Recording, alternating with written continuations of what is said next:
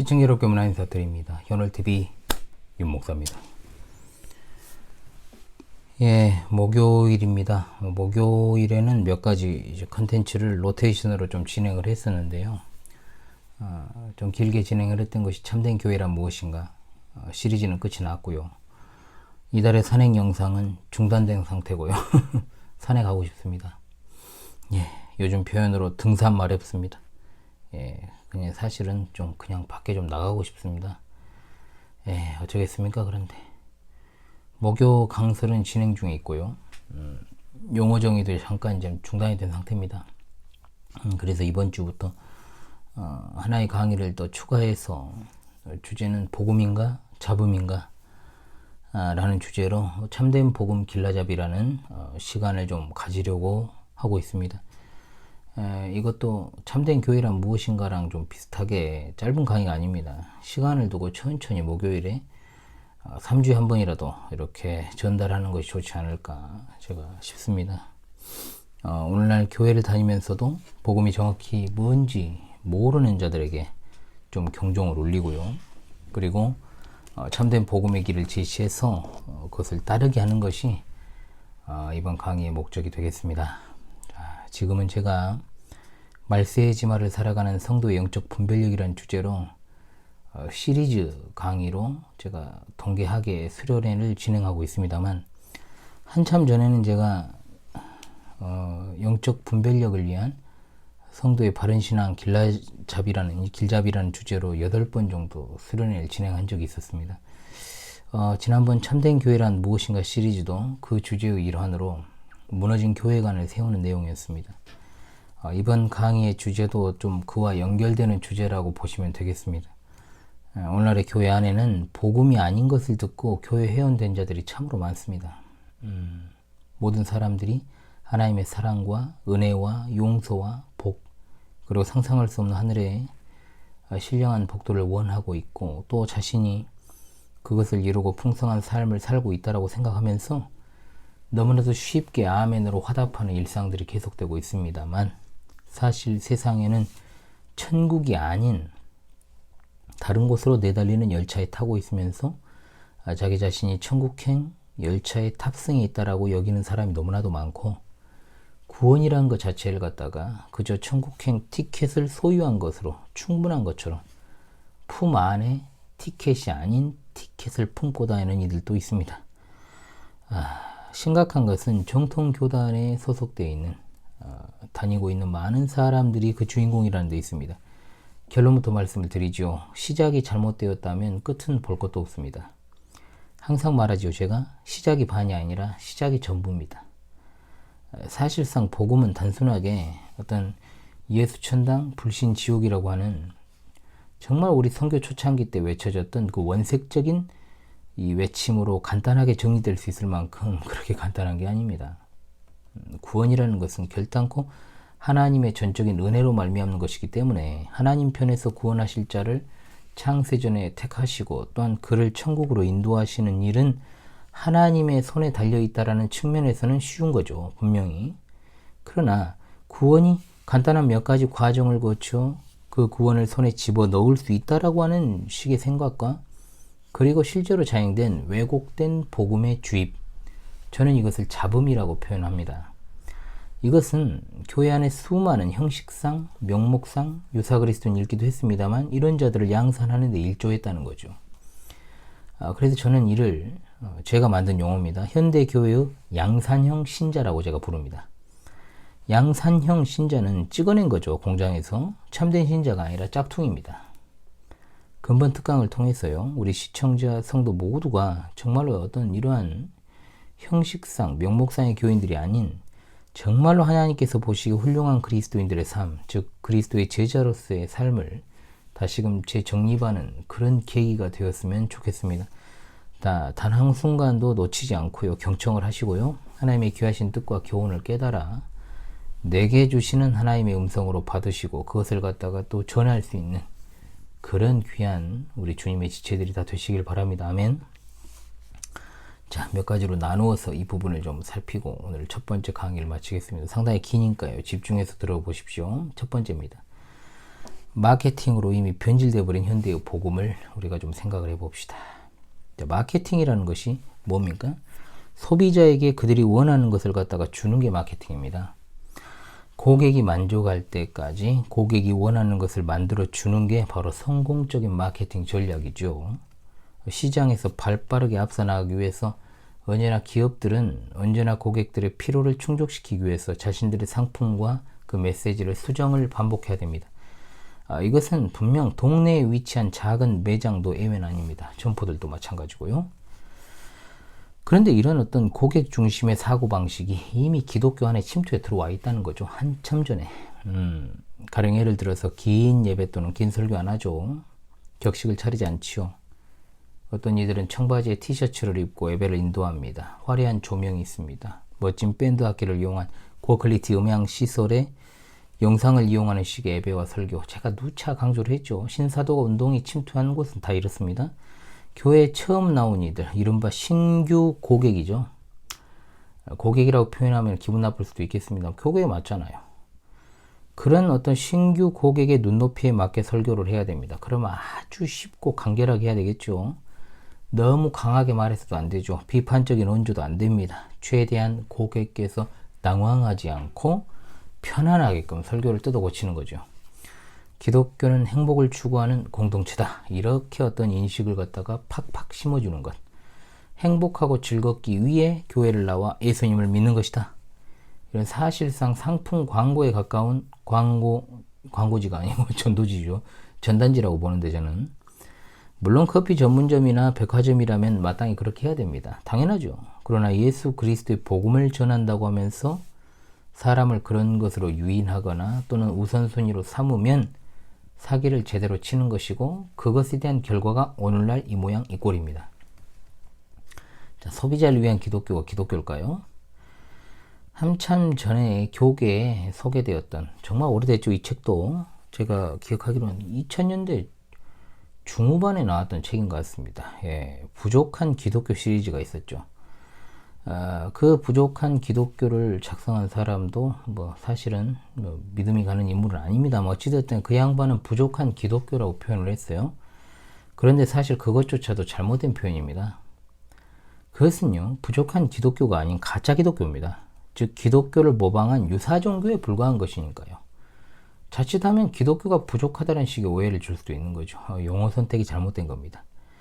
기분을 달래주고 가려운 곳을 긁어주는 마케팅 전략을 백화점에서나 마트에서나 할 것이지 왜 기독교라는 교회 간판을 걸고 십자가를 세워놓고 하는 것일까요? 이것은 참을 수 없는 가벼움이죠. 진정한 새털 같은 가벼움.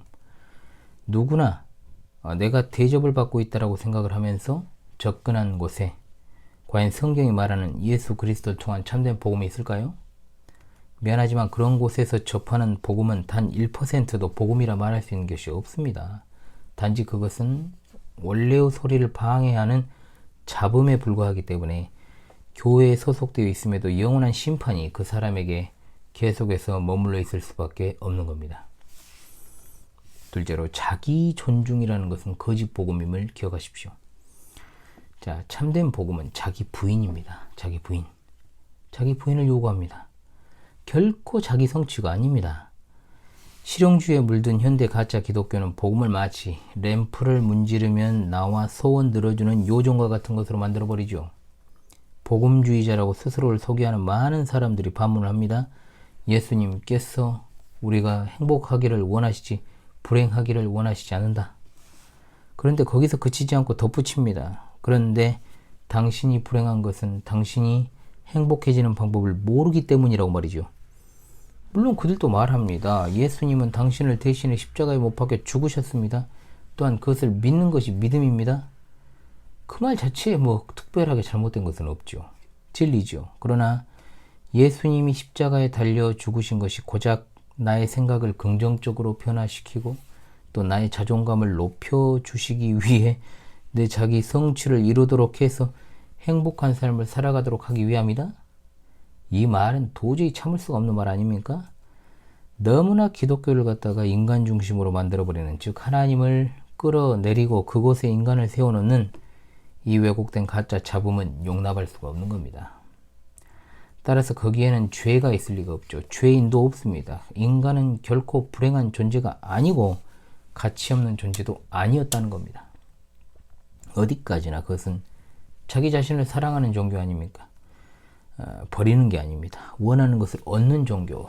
똑같은 이교도의 논리가 되어버리는 거죠. 소위 말하여 주객이 전도 되어버린 겁니다. 그리스도께서 높아지시는 것이 아니라 우리가 높아지고 하나님의 뜻에 납작 부복하는 것이 아니고 복종하는 것이 아니고 하나님이 우리의 뜻에 복종하는 것으로 바뀌어버린 겁니다. 그러나 기독교는 내가 죽어야 사는 것입니다. 내가 죽어야 살 수 있다는 진리를 갖고 있습니다. 예수님은 말씀하시죠. 요즘 말로 빼도 박도 못할 말씀, 빼박을 이야기하십니다. 마태복음 16장 24절로 25절입니다. 예수께서 제자들에게 이르시되 누구든지 나를 따라오려거든 자기를 부인하고 자기 십자가를 지고 나를 따를 것이니라. 누구든지 제 목숨을 구원하고자 하면 잃을 것이요 누구든지 나를 위하여 제 목숨을 잃으면 찾으리라. 아멘. 자, 복음은 결단코 나를 높이는 게 아닙니다. 자, 나를 죽이는 겁니다. 그것은 내 자신의 자아의 죽음을 말하는 거죠. 잃어야 얻는 거죠. 죽어야 사는 겁니다. 바로 그것이 복음의 핵심적인 메시지입니다. 그것이 바로 제자도의 본질 아닙니까? 주님의 이 말씀 앞에서 자존감을 높이고 부자가 되고 성공하고 자아를 실현하고 성취하고 필요 충족하는 모든 것들 눈을 씻고 찾아봐도 없습니다. 그런데 어떻습니까? 오늘날 세속주의에 이미 침탈당한 많은 교회들 안에 진리의 물타기가 사정없이 되어서 복음을 그런 식으로 전하고 있죠. 이것은 절대로 견해 차이 문제가 아닙니다. 나는 나대로, 당신은 당신대로 복음을 전하는 것이니까 그런 말 마십시오. 이러나 저러나 예수님을 믿고 예수님 전하는 것은 마찬가지잖아요. 아니요. 미안하지만 난 당신과는 다릅니다. 당신들과는 달라요. 복음이 복음인 것은 오로지 하나님의 주권적인 뜻에 달려있는 것일 뿐 우리가 복음을 마음대로 해석할 권리는 전혀 없으니까 말입니다. 자, 셋째로 예수님의 단호한 음성에 우리가 귀를 기울여야 됩니다. 앞선 잡음을 복음으로 착각하고 교회 회원권을 마치 지하철 티켓을 갖다가 아주 쉽게 구매한 것처럼 아주 손쉽게 얻은 새털같이 가벼운 교인들이 과연 자신의 신앙생활을 하나님의 말씀과 조화시켜 순종할까요? 절대 그런 일은 없습니다. 미안하지만. 참된 복음을 믿는 성도는 성경에 계시된 하나님의 말씀을 액면 그대로 믿고 받는 겁니다. 누가복음 9장 말씀에서 기독교란 무엇인가 라는 핵심의 문제가 나오죠. 예수님의 말씀을 들으러 온 자들에게 예수님께서 그 유명한 오병이어의 기적을 베푸시어 그들을 먹이신 직후에 이렇게 말씀하십니다. 누가복음 9장 23절로 26절입니다. 또 무리에게 이르시되 아무든지 나를 따라오려거든 자기를 부인하고 날마다 제 십자가를 지고 나를 따를 것이니라. 누구든지 제 목숨을 구원하고자 하면 잃을 것이요 누구든지 나를 위하여 제 목숨을 잃으면 구원하리라. 사람이 만일 온 천하를 얻고도 자기를 잃든지 빼앗기든지 하면 무엇이 유익하리요? 누구든지 나와 내 말을 부끄러워하면 인자도 자기와 아버지와 거룩한 천사들의 영광으로 올 때 그 사람을 부끄러워하리라. 아멘. 여러분, 이 말씀 누가복음 9장 23절로 26절의 말씀이 어렵습니까? 어렵지 않죠. 매우 간단한 말씀입니다. 즉 예수님을 따라 하나님 나라에 들어가고자 하는 사람은 누구든지 세 가지 명령을 따라야 된다 이 말입니다. 첫 번째가 뭡니까? 자기를 부인해야 된다. 두 번째가 뭡니까? 매일 자기 십자가를 져야 됩니다. 세 번째가 뭡니까? 예수님을 따르는 것입니다. 자, 마케팅적이거나 구도자 중심적이지가 않습니다. 쇠틀처럼 가벼운 기독교는 눈을 씻고 찾아봐도 없죠.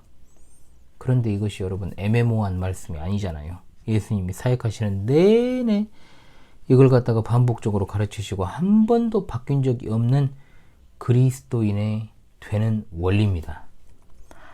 자기를 부인하다는 말, 여러분 정말 우리가 많이 들어왔잖아요. 잘 이해를 해야 됩니다. 이걸 우선 부인하다라는 말이 뭘까요? 헬라어 원어의 뜻은 교제하기를 거부한다라는 뜻을 가지고 있죠. 즉 그리스도의 제자가 되어 죄 용서함과 영생을 얻고자 한다면 더 이상 자기 자신과 어울리거나 교제하기를 거부해야 된다. 다시 한번, 그리스도의 제자가 되어 죄 용서함과 영생을 얻고 살아가고자 한다면 더 이상 자기 자신과 어울리거나 교제하기를 거부해야 된다. 그리고 자신과 같이 사랑하고 소중하게 여기는 아내든 남편이든 사랑하는 자녀든 이 모든 것들이 다 여기 포함된다는 것도 분명 우리가 잊어서는 안 됩니다. 마태복음 10장 32절 말씀, 누구든지 사람 앞에서 나를 시인하면 나도 하늘에 계신 내 아버지 앞에서 그를 시인할 것이요. 34절로 36절이 또 말씀하시죠. 내가 세상에 화평을 주러 온 줄로 생각하지 말라. 화평이 아니오 검을 주러 왔노라. 내가 온 것은 사람이 그 아버지와 딸이 어머니와 며느리가 시어머니와 불화하게 하려 함이니 사람의 원수가 자기 집안 식구리라. 아멘. 자, 여러분 여기를 보십시오. 굉장히 호의적인 말투가 없죠. 호의적인 초대가 아니죠. 그러니까 누군가가 그리스도께로 나아오면 그 사람의 가족이 그로 인해서 더 착해지고 유순한 마음을 갖게 되는 것이 아니라 더 악해질 수도 있다는 겁니다. 더 완악한 마음, 완고한 심령을 가지게 될 수 있다는 거예요. 그러니까 가족 안에서 진짜 그리스도인이 없다가 생겼을 경우에 그동안 한 번도 없었던 심각한 불화가 일어날 수도 있다는 겁니다. 그러므로 여러분이 예수님께 여러분의 삶을 드리게 될 때 자신의 삶을 갖다가 그리스도께 드리지 않은, 정말 한마디로 생애 가치관이 다른 사람들하고 그리고 예수님을 영접한 당신의 삶과는 정말로 건널 수 없는 엄청난 구렁텅이가 가로막히게 된다는 뜻이에요. 즉 예수 그리스도를 따르는 자와 따르지 않는 자는 다른 세상 사람이다 이 말입니다. 이해되십니까? 당연히 서로 안 맞죠. 분열이 일어날 수밖에 없죠. 인간관계도 마찬가지입니다. 정말로 친하게 지냈던 친구들과의 분열, 마찰, 이것도 불가피하게 일어날 수밖에 없다는 겁니다. 예수님을 따른다고 하여서 일부러 가까운 사람들을 멀리하라는 게 아니고요. 살아가는 세상이 다르잖아요. 생의 가치가 다르잖아요. 목적이 다르잖아요. 그러니까 자연스럽게 어울리는 것은 어렵고 분열이 일어나고 균열이 생길 수밖에 없다는 말입니다. 이해되십니까 여러분? 자, 계속해서 이 말씀 마태복음 10장 37절의 말씀, 아버지나 어머니를 나보다 더 사랑하는 자는 내게 합당하지 아니하고 아들이나 딸을 나보다 더 사랑하는 자도 내게 합당하지 아니하다라고 그랬습니다. 자, 보십시오 여러분. 여러분이 사랑하는 가족 그리스도께로 나오지 않는데 여러분은 가족 안에서 진짜 지속적인 어떤 불화라고 하는 이런 대가를 치를 생각이 없다. 그러니까 엄청나게 많잖아요. 정신적인 고통도 그 안에 있을 것이고 또 서로 간의 갈등에서 찾아오는 진짜 괴로움도 있고요. 이게 하나의 대가입니다. 대가를 치러야 되는 것들이죠. 그런데 술에 술 탄 듯 물에 물 탄 듯 살아가고자 하면 그것은 예수님의 제자가 되기 합당하지 않은 사람의 모습이다라는 거죠. 38절의 말씀에 또 자기 십자가를 지고 나를 따르지 않는 자도 내게 합당하지 아니하니라. 자, 예수님이 사역하던 당시 십자가라는 이미지, 어떤 이미지였을까 여러분? 지금 우리에게 십자가는 예수님을 떠올리게 하는 도구지만 당시 사람들에게 있어서 십자가는요 오직 한 가지입니다. 뭡니까? 끔찍하고 잔인한 처형도구다. 사실 고린도전서를 제가 강서를 이제 시작을 했지 않습니까? 이게 얼마나 사람들에게 미련하게 보이는 일인가, 어리석은 일인가. 헬라인이나 로마인에게 있어서 십자가에서 죽으신 예수님을 전한다? 이건 정말로 너무나 어리석은 일이죠. 1세기 당시 십자가의 처형의 역사만 봐도요. 전혀 진짜 그게 말이 안 되는 이야기입니다. 그러니까 원래 십자가형은 페르시아에서 유래된 것입니다. 그러니까 다른 야만족들도 그것을 따라서 많이 했죠. 십자가에 달린 죄수가 계속 점점 기진맥진 해가지고 또 이제 죽어가는 그런 어떤 서서히 고통을 주면서 이제 말려 죽이는 게 이제 십자가형 아닙니까? 다리우스가 바벨론의 3,000명을 십자가에 못 박았던 사건은 굉장히 유명하죠. 알렉산더도 2,000명을 십자가에 처형했던 기록이 있고 또 알렉산더 야니우스는 바리새인 800명을 십자가에 매달면서 그들이 보는 앞에서 병사들을 동원해서 그들의 아내와 자녀를 갖다가 십자가 아래서 죽이고 엄청 잔인해죠. 이 사건으로 인해서 유대인들의 그 생각 속에는 이 십자가형에 대한 엄청난 공포가 이제 있게 된 것입니다. 그러니까 주전 63년이 되었어야 이제 로마인들이 이제 십자가를 광범위하게 적용을 해요. 그러다가 이제 주후 337년까지 계속해서 이제 십자가형이 이루어지게 됩니다. 그러니까 1000년에 걸쳐서 전속한 굉장히 잔인한 십자가 형벌. 그래서 기본적으로 이제 십자가에 달릴 죄수를 갖다가 매질을 하죠. 우리 예수님께서 당하신 고난을 한번 생각해 보십시오. 죄수 자신을 죽이는 도구인 갖다가 그 십자가 기둥을 갖다가 처형 장소까지 자기가 들고 가요. 지고 가죠. 그래서 이제 죄수들의 목 주위에 이제 그 죄수들이 저지른 범죄 이 표시 그리고 완전히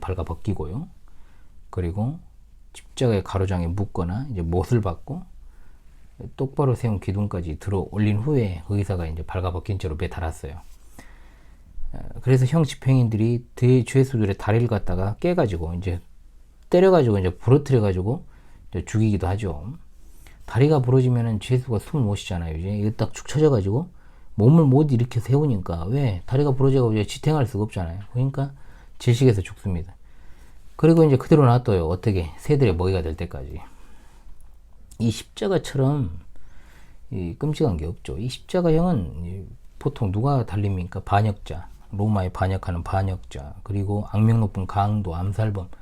근데 예수님께서 이런 자들 사이에서 매달려 계셨던 것입니다. 그런데 사도들이 전한 메시지는 뭐였어요? 그 십자가에 달려 죽으신 예수 그리스도를 전했다는 겁니다. 그러니까 유대인들 같은 경우에는 어떻습니까? 자기들을 지배하는 로마인들이 집행하는 십자가형은 얼마나 경멸했겠어요. 또 그들은 어떻습니까? 나무에 달린 자마다 저주받은 자라고 하는 신명기 21장 23절의 말씀을 떠올리면서 메시아가 하나님께 저주를 받는다? 이거 있을 수 없는 일이죠. 그래서 유대인들은 도저히 십자가에 달린 그리스도를 생각만 해도 도저히 참을 수가 없는 겁니다. 그로 인해 그들에게 복음은 믿을 수 없는 것이 되어버리고 만 거죠. 유대인은 표적을 구했다 그랬고 헬라인은 지혜를 찾으니 우리는 십자가에 그리스도를 전하니 유대인에게는 거리끼는 것이요 헬라인에게는 이방인에게는 미련한 것이로다. 고린도전서 1장 22절로 23절 말씀. 아멘. 십자가 얘기를 조금 했습니다. 예수님은 우리가 목숨을 잃을 정도로 정말 어떻습니까? 세상과 충돌할 마음이 없다. 이 십자가라고 하는 거 죽음을 상징하잖아요. 자신에게 합당하지 않다라고 말씀을 하신 거예요. 그래서 39절에 이렇게 말씀하죠. 자기 목숨을 얻는 자는 잃을 것이요 나를 위하여 자기 목숨을 잃는 자는 얻으리라.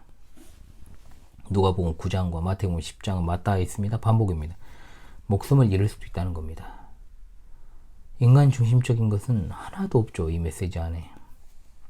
오로지 어떤 대가를 치르더라도 심지어 목숨을 잃는 한이 있더라도 모든 것을 그리스도께 바칩니다. 이 고백하는 것 안에는 하나님 중심적 신학과 신앙이죠. 우리 신앙의 선배들, 우리 주기철 목사님, 손양원 목사님, 그리고 얼마 전에 갔다 왔던 영광 염산교회, 그리고 야웰교회를 비롯한 순교자들이 걸어갔던 그 길이 바로 그것입니다. 자, 그러므로 여러분, 네 번째로 성경에서 말한 참된 복음이 뭔지를 우리가 정확히 알 필요가 있습니다. 지금까지도 강조했고 또 이번 강의를 통해 계속해서 말씀을 드리겠습니다만 예수님은 참된 복음에 대해서 여러 가지로 말씀을 하셨습니다. 예수님을 찾아온 어느 부자 청년 관원, 얼마나 자주 등장합니까? 대표적이죠. 마가복음 10장 17절 젊은 부자 관원이 예수님께 나와 꿇어앉고 여쭈었습니다. 선한 선생님, 내가 무엇을 하여야 영생을 얻으리이까? 자, 이 상황을 현대적 상황에 대입해서 설명을 한다면 그야말로 이 사람은 교회에서 알아서 들어오겠다는 사람 아닙니까? 전도하기에는 너무나 최적의 상황 아닙니까? 그렇죠? 예수님은 이렇게 기도하라, 나를 받아들이기로 해라, 이런 식으로 하거나 지금식으로 말하면 교회 나와라 이렇게 말씀하시잖아요. 그 대신 예수님은 그 젊은 관원이 진정으로 자기 죄악을 깨닫고 뉘우치고 회개했는가 그렇지 않은 걸 알려주시기 위해서 그의 실상을 그대로 드러내버리십니다. 십계명을 어려서부터 다 지켰다라고 말하는 그 젊은 부자 관원에게 예수님은 21절에서 이렇게 말씀하시죠. 내게 있는 것을 다 팔아 가난한 자들에게 주라. 그리하면 하늘에서 보화가 내게 있으리라.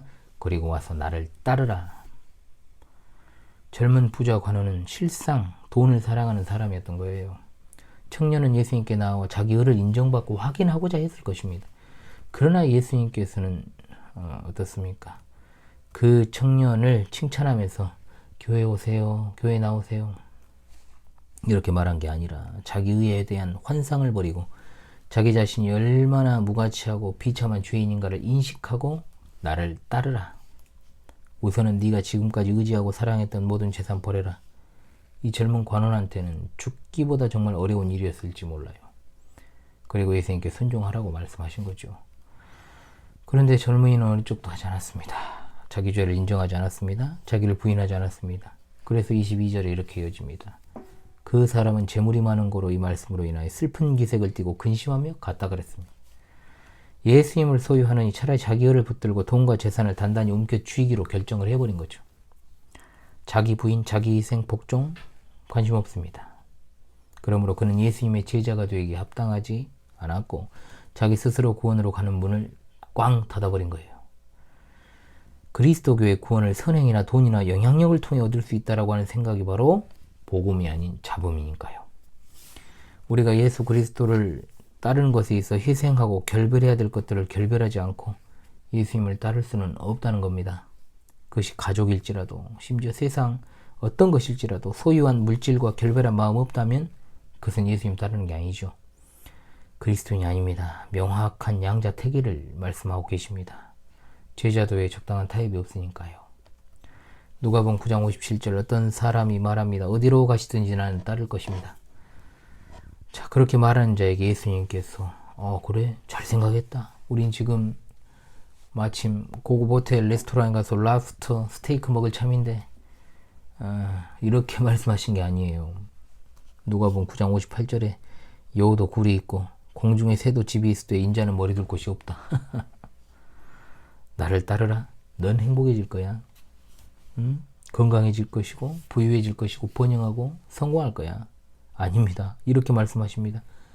나를 따르겠다. 이것만 알아둬라. 나는 머리 둘 곳도 없다. 제자의 길을 가려면 네가 가진 것은 무엇이든 희생해야 된다. 안락함과 편안함 기대하지 마라. 59절 말씀. 또 다른 사람에게 나를 따르라 하시자 그 사람 말합니다. 나로 먼저 가서 내 아버지를 장사하게 허락하옵소서. 아직 아버지가 돌아가시지 않았어요. 잘 이해를 해야 돼요. 장례식에 가겠다는 말이 아닙니다. 아버지가 돌아가실 때까지 기다렸다가 따르겠다 이 말이에요. 그럼 뭐겠습니까? 아버지 임종을 안 지키면 유산 못 받잖아요. 그러니까 아버지 돌아가시면 그때 유산 받아서 예수님 따르겠습니다 이 말이에요. 그냥 그거랑 똑같죠. 내가 취직만 되면 그때 예수님 믿을게. 이런 사람 얼마나 많은지 몰라 옛날에. 이것만 해결되면은 내가 교회 갈게. 그런 사람 한 명도 온 사람 없습니다. 그래서 그는 이렇게 말하고 사라졌던 거죠. 세 번째 사람 또 등장해요. 예수님을 따르기 전에 가족 친지와 함께 송배를 열려고 했어요. 그러니까 예수님 말씀하십니다. 손에 쟁기를 잡고 뒤를 돌아보는 자는 하나님 나라에 합당하지 않다. 예수님의 제자는 한 번 쟁기를 잡은 뒤에는 박고랑이 곧게 나가도록 계속 앞만 보면서 쟁기질하는 농부와 같은 존재다라는 겁니다. 예수님은 그 기준을 명확히 말씀하십니다. 자기 부인입니다. 누가복음 14장 26절에 수많은 무리가 예수님을 따르자 예수님이 그들에게 말씀하십니다.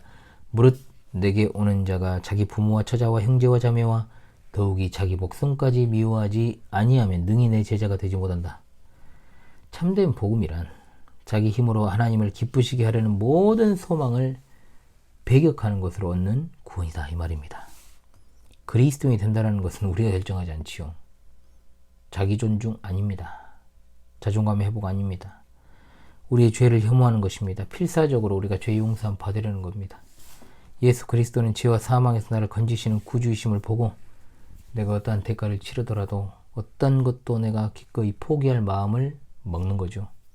누가복음 9장 24절에서 또 누가복음 14장 27절에서 제 확인하셨습니다. 누구든지 자기 목숨을 구원하고자 하면 잃을 것이요 누구든지 나를 위하여 제 목숨을 잃으면 구원할 것이다. 이보다 더 분명한 메시지가 없습니다, 여러분. 어떤 자기 자신의 자아와 어떤 계획들과 안전과 성공과 자기 존중을 계속해서 붙들고자 한다면 죄 용서함과 그리고 천국도 그에게는 얻게 되는 겁니다. 요한복음 12장 24절에 내가 진실로 진실로 너에게 이르노니 한 알의 밀이 땅에 떨어져 죽지 아니하면 한 알 그대로 있고 죽으면 많은 열매를 맺느니라. 그러니까 나를 따르는 자가 풍성한 열매를 얻으려면 생명을 대가로 지불하게 될 것이다. 죽을 수 있다는 겁니다. 죽어야 한다는 말입니다. 즉 25절에 이런 말씀하죠. 자기 생명을 사랑하는 자는 잃어버릴 것이요 이 세상에서 자기 생명을 미워하는 자는 영생하도록 보존하리라. 예수님이 가시는 길을 떠올려 보십시오. 박해와 핍박과 죽음의 길이었습니다. 물론 예수님께서 다 그런 건 아니에요. 우리 생명을 취해버리시고 돈을 취해가시고 또 가족이나 배우자나 자녀를 갖다가 데려가지 않으실 수도 있어요. 직업도 그냥 그대로 보존하게 내버려질 수 있습니다. 그러나 중요한 것은 이거죠. 주님이 원하시면 언제든지 그 모든 것이 포기될 수 있어야 된다는 거죠. 대가가 어떠든지 그리스도를 따르기로 했다면 필사적으로 나아가야 되는 겁니다. 시청자 성도들께서 저 하늘까지 그리스도를 따라가기 원한다면 자기 자신을 부인하고 자기 십자가를 지고 그분을 따르는 것이 필요합니다. TV나 예전 어렸을 때도 그랬고 부흥사의 어떤 메시지 들어본 적 많이 있으시죠, 여러분? 저는 많이 들어봤습니다. 그리스도인이 되기를 원하십니까? 앞으로 나오십시오. 결단하신 분은 손을 드세요. 아니면 잠시 자리에서 일어나십시오. 주의 평강이 있기를 원합니다. 이런 식의 메시지 많이 들어왔지만 자기를 죽이십시오. 더 이상 자기 자신과 교제하기를 거부하고 자기 자아를 버리고 당신이 의지하고 소원하는 것들을 지금 즉시 버리십시오. 필요하다면 그리스도를 위해 기꺼이 죽어야 됩니다. 살아있는 동안에 예수님을 위해서만 살아가십시오. 이런 메시지 사실 인기가 많이 없죠. 마케팅적인 측면에서는 절대 해서는 안 되는 말입니다. 스스로 손해보면서 물건 사는 사람은 없지 않습니까? 자, 5번째로 참된 복음은 좁은 문이라는 것을 기억합시다. 하나님은 당신을 사랑하십니다. 당신이 행복해지기를 원하십니다. 자존감을 회복하기를 원하십니다. 이 자체는 구원받지 못했으면서도 구원받았다고 착각하는 양산형 신자들을 분명히 양산에 낼 수밖에 없는 메시지예요. 그들은 그리스도를 마지막 날에 대면할 때 주여 주여 부를 것입니다. 그러면 주님은 그들에게 내가 너희를 도무지 알지 못하니 내게서 떠나라고 말씀하실 거예요. 인간은 영광을 원합니다. 부를 원합니다. 건강을 원합니다. 당연한 거죠. 그 자체가 잘못됐다는 건 아니에요. 우리는 누군가 가려운 것을 긁어주길 바랍니다. 고통 없는 삶 살기 원합니다. 십자가 없이 면류관을 받기를 원하죠. 고통 없이 또 소득 얻기를 원해요. 받아들이기 쉬운 말씀 원합니다. 고발당하고 싶어 하지 않습니다. 누구나 그래요. 누구나. 당연한 거 아닙니까? 그래서 어떤 이런 자아 실현을 위해서 교회에 출석한 자들은 어떻습니까? 교회 다니면서도 뭔가 좀 안 풀리면 점쟁이 찾아갑니다. 사주 봅니다. 결혼할 때 궁합 봅니다. 관상쟁이들한테 돈 갖다 바칩니다. 타로도 봅니다. 여러 가지 다 보죠. 이것저것. 그러면서 쉬운 길을 찾으려고 하는 겁니다. 이런 사람들은 엄밀히 절대 그리스도인이 될 수가 없죠. 분명히. 그리스도인이 되는 것이 쉽다. 이렇게 말하는 것은 어떤 맥락에서 그 말을 했는지 모르지만 종교 사기꾼들입니다. 물론 하나님 편에서는 분명 그것은 쉬운 일입니다. 창세전에 택한 자들을 그분의 때에 이르러 부르시는 것이 구원이니까요. 그러나 구원이 인간에게서 또는 신과 인간의 협력이라고 생각하는 자들은 끊임없이 인간의 이성과 감성을 자극해서 구원의 동기를 찾아내려고 합니다. 그래서 사람들의 감정을 이완시키는 것이 굉장히 중요하고 적당한 말씀으로 안심을 시키고 눈과 귀를 현혹할 무대와 조명과 볼거리를 제공하면서 선물을 제공하면서 사람들을 하여금 쉬운 복음, 잡음, 구원의 문을 넓은 문으로 갖다 확 넓혀버리는 거죠. 그러나 마태복음 7장 13절에 예수님은 제자들에게 좁은 문으로 들어가라 하셨습니다. 제가 이 부분도 다루었습니다만은 이 의미는 실제로 좁다는 것을 말하기도 합니다만은 비좁아서 들어가기 꺼려지는 것을 나타내는 말이기도 해요. 그래서 그곳에 들어가려면 어떤 큰 가방을 내가 메고 있다라고 한다면 들어가기 어렵습니다. 짐을 갖다가 싹 다 풀어야 홀가분하게 통과할 수 있다는 거죠.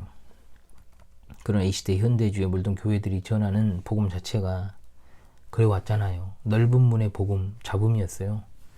원하는 자는 누구나 구원을 받을 수 있다. 원하기만 하면 어떤 대가를 치는 거 없어. 그저 원하는 자는 믿고 거기에 따른 대가를 오히려 받게 되는 구도자 중심의 마케팅, 잡소리가 강단을 점령했죠. 그리고 그렇지 않은 참된 기독교를 갖다 배타적이고 타협하지 않은 꼴통이라고 비난하면서 손가락질했습니다. 구원이 오직 그리스도를 통해 가능하다는 것은 당연한 진리일진데 그 안에 내용이 중요합니다. 자기 피로, 자기 존중, 성취욕, 자기 만족, 온갖 짐, 그냥 모든 것들을 다 하나도 내려놓음이 없이 다 지고 넓고 편안하고 매력적인 문으로 거침없이 전진하고 있는 것이죠. 끔찍한 것은 뭐냐? 그러면서도 자신의 천국행을 의심하지 않는다는 겁니다. 그러나 그것은 잡음입니다. 잡소리예요, 잡소리. 거짓입니다. 사기입니다. 기만입니다. 유감스럽게도 천국행이라고 팻말을 꽂아뒀지만 지옥으로 통하는 문입니다. 마태복음 7장 14절에 생명으로 인도하는 문은 좁고 길이 협착하여 찾는 자가 적다 그랬습니다. 오늘날에 정말로 더 와닿는 말씀 아닙니까? 진짜 구도자라 함은 싸구려 가짜 잡소리에 반항하는 자가 아니라 성경의 참된 진리의 복음을 추구하는 목사와 역사적 정통 기독교회, 개혁교회의 목사와 성도가 있는 참된 교회를 찾아 나선 이들이 바로 진정한 구도자들 아니겠습니까? 그러나 참으로 찾기 어려운 시대가 이미 되어버렸죠. 아주 좁은 문이기 때문에 쉽지 않은 게 당연해요. 누가복음 13장 23절 24절에 어떤 사람이 여짜오되 주여 구원을 받는 자가 적으니까 그들에게 이르시되 좁은 문으로 들어가기를 힘쓰라. 내가 너희에게 이르노니 들어가기를 구하여도 못하는 자가 많으리라. 좁은 문은 찾기도 어렵고 통과하기도 어렵다는 게 진리입니다. 인간이 타락한 이후에 인간은 하나님이 아닌 자기 자신을 숭배합니다. 그러니까 인간의 하나님은 자기 자신인 거예요. 타락한 이후에. 그런 타락한 인간들에게 타락하고 부패한 인간의 실상을 알려주지 않는 것 자체가 사기요 기만이다 이 말입니다.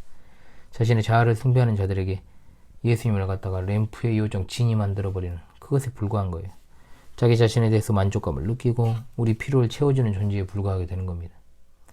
그러나 예수님은 우리의 세속적 욕구를 충족시키는 것에 관심 없으십니다. 오히려 반대로 내가 필요하다고 생각하는 모든 것을 예수 그리스도를 위해 버리겠습니다. 이게 핵심이죠. 사실은 좁은 문을 통과하기 어려운 건 자기 자신을 부인하기가 불가능하니까요.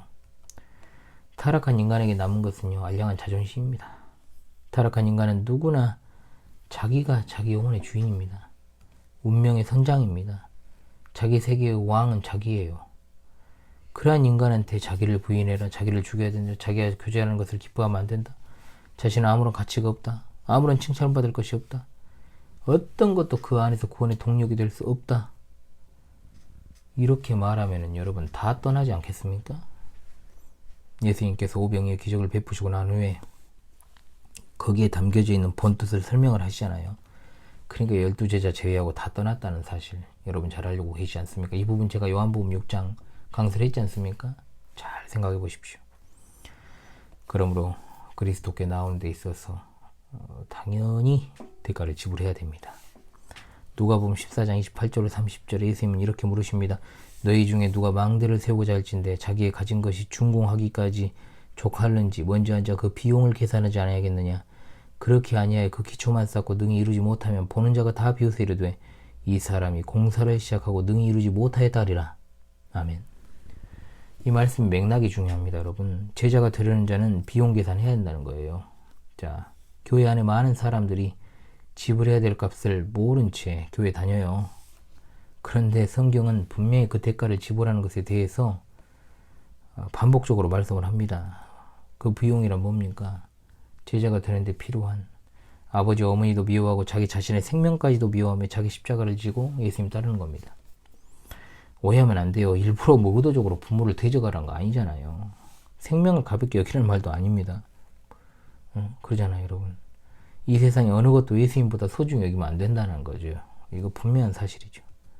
31절에 32절에 또 어떤 임금이 다른 임금과 싸우러 갈 때 먼저 앉아 1만 명으로서 저 2만 명을 거느리고 오는 자를 대적할 수 있을까 헤아리지 아니하겠느냐.